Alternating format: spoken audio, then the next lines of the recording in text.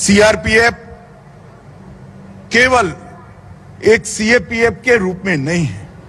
देश का बच्चा बच्चा सीआरपीएफ के जवानों की शिस्त, समर्पण, बलिदान और त्याग की भावना की सराहना करता है। बचपन से मैंने देखा है, कोई भी दंगा हो, सीआरपीएफ के जवान आते ही लोगों के मन में ये आश्वस्ति हो जाती है कि अब दंगा शांत हो जाएगा, अब परिस्थिति को सीआरपीएफ संभाल देगी। ये आश्वस्ति वैसे ही नहीं होती, अनेक सालों की परिश्रम और उज्जवल इतिहास के आधार पर ये आश्वस्ति होती है। चाहे नक्सल एरिया हो, चाहे कश्मीर के अंदर पाक प्रेरित आतंकवादियों का सामना करना हो, चाहे उत्तर पूर्व के अंदर अशांति फैलाने वाले ग्रुपों को समाप्त कर शांति को बहाल करना हो, ये तीनों क्षेत्र में सीआरपीएफ ने बहुत सराहनीय भूमिका निभाई है। और मैं विश्वास के साथ कह सकता हूं, जिस प्रकार से मोदी जी के प्रधानमंत्री बनने के बाद कश्मीर, माओवादी क्षेत्र और उत्तर पूर्व में जिस दृढ़ता के साथ सीआरपीएफ ने काम शुरू किया है, मुझे विश्वास है कि कुछ ही सालों के अंदर ये तीनों क्षेत्र के अंदर शायद सीआरपीएफ को बहाल करने की जरूरत ही न हो। चिर शांति का एक साम्राज्य तीनों क्षेत्र में हम बना पाएंगे, इसका मुझे विश्वास है। और अगर ये होता है तो उसका मुख्य श्रेय सीआरपीएफ के जवानों को ही जाएगा।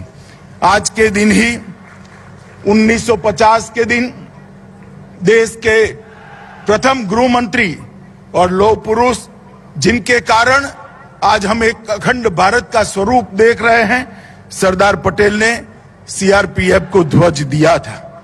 और आज वहीं से शुरू हुआ ये संगठन 246 बटालियन और 3,25,000 के जवानों के बल के साथ देश का सबसे बड़ा सशस्त्र बल बनकर उभरा है, जिसकी विश्वसनीयता न केवल देश, दुनिया में जिसकी विश्वसनीयता का लोहा लेने के लिए एक भी सशस्त्र संगठन तैयार नहीं है, इसका मुकाबला नहीं कर सकता है।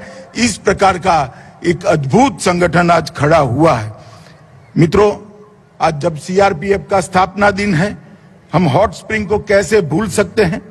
21 अक्टूबर 1959 को चीनियों ने जब हमला किया, सीआरपीएफ के कुछ जवान मामूली से शस्त्र बल के साथ अनुपात में बहुत कम संख्या के साथ भीड़ गए और देश की एक एक इंच जमीन के लिए वीरता से लड़कर अपने प्राणों का बलिदान दिया। और पूरा देश आज वो घटना को नहीं भूल सकता।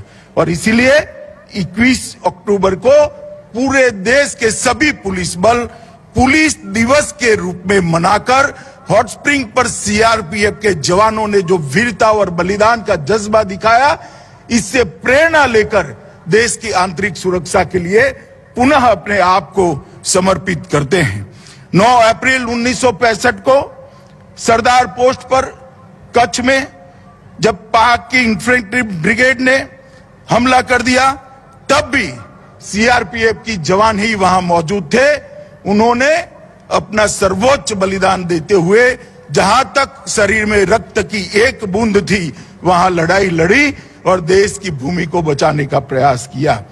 ये दोनों घटनाएं देश के इतिहास के, देश की सुरक्षा के